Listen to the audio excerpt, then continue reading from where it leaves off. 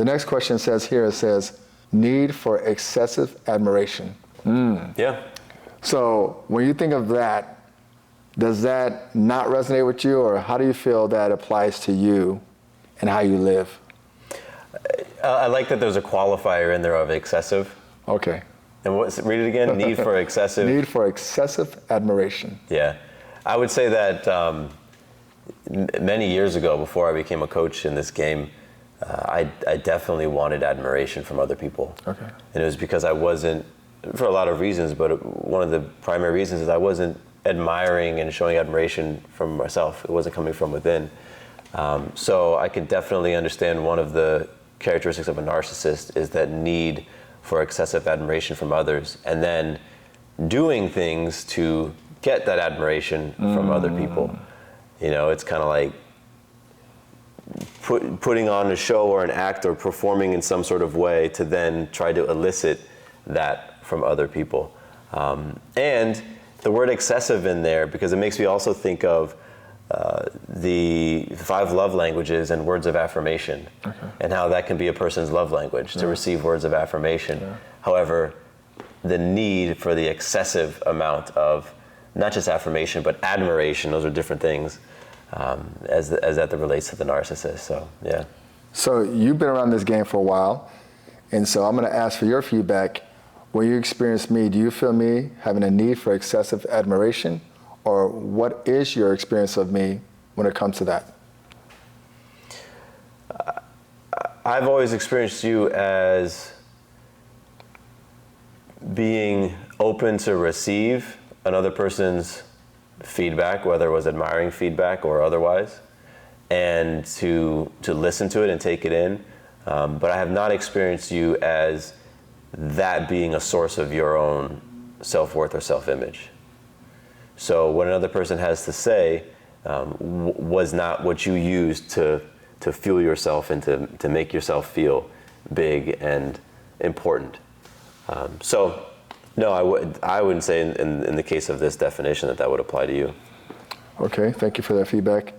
Now my experience of myself, and that's part of the game too, is my number one thing is how much do I love myself? You know, regardless of what others say, it's how much do I love myself? And so years ago, I started removing the power of their admiration to bolster me up, because they say if someone puts you on a pedestal, they're gonna knock you off. You give them the power. As soon as you're on a pedestal, they have the power to kick it. So I always remember that point, like, no one puts me on my pedestal. So several things I do to make sure that I keep knocking any pedestal someone tries to put me on is I'm very transparent. Transparency means I'm going to say who I am or what I'm convicted to, knowing that some of it you're not going to agree with because you have different values. Yep. So what people do is they are not transparent because they want to be liked. They want you to believe what you want to believe. And when you're not transparent, you get to believe whatever you want to believe. And I don't want to knock you from that pedestal you put me on. So literally I just knock the pedestal out, because I know if I'm really transparent, there's going to be something you don't agree with.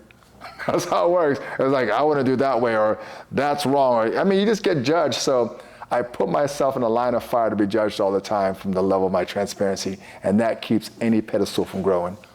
I love it. That's great. So next thing it says, a narcissist lacks empathy. What comes up for you on that, and why is that you, or why is that not you that lacks empathy? Or you're like, no, I do this. How do you avoid it, or are you that?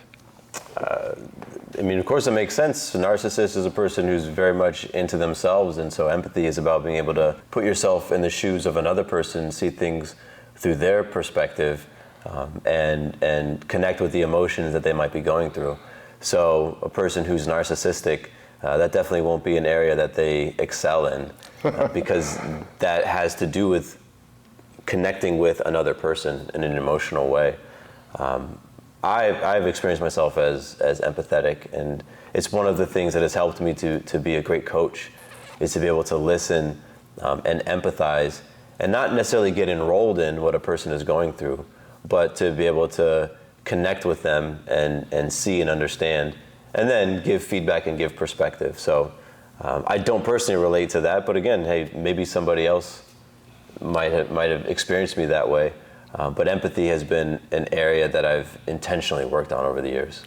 Well, I'm gonna give you feedback. Having witnessed your growth over all these years, that I can tell you with 100% conviction that you have a gift in it that you've cultivated. You know, sometimes, you know, you can practice something so much that when someone comes across you, it's a gift. You've worked it at that level, because if I talk to some of your clients and say, how's it going with Matthew? The level in which they feel connected is very masterful over and over again. Same with your wife as well. So everyone feels very connected. Same with your family.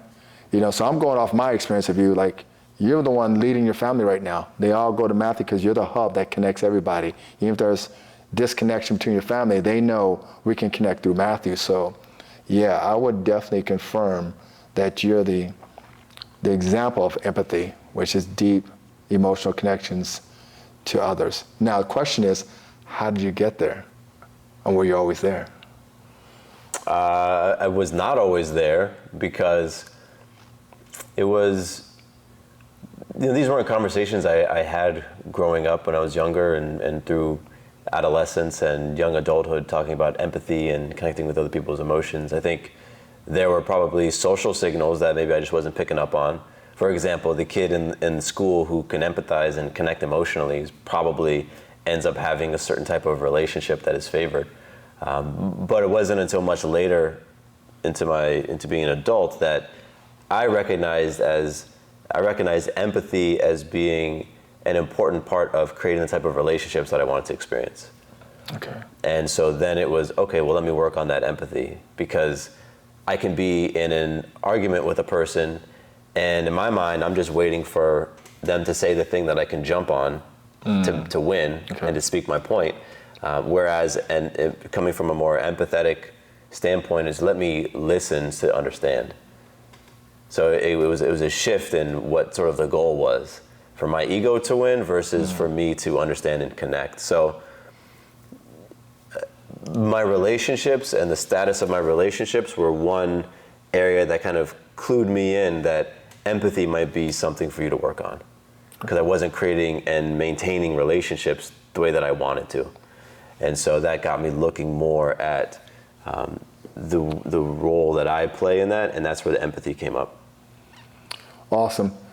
Also, from my experience, having witnessed you go through your growth as well, is you spent more time understanding you. You're willing to go in the fire, face your denials, and just love Matthew more. And as I watched you love yourself more, it was natural for you to connect to that same essence in someone else. And that's where you started quantum leaping. The more you could just really love who you're becoming. So that was beautiful.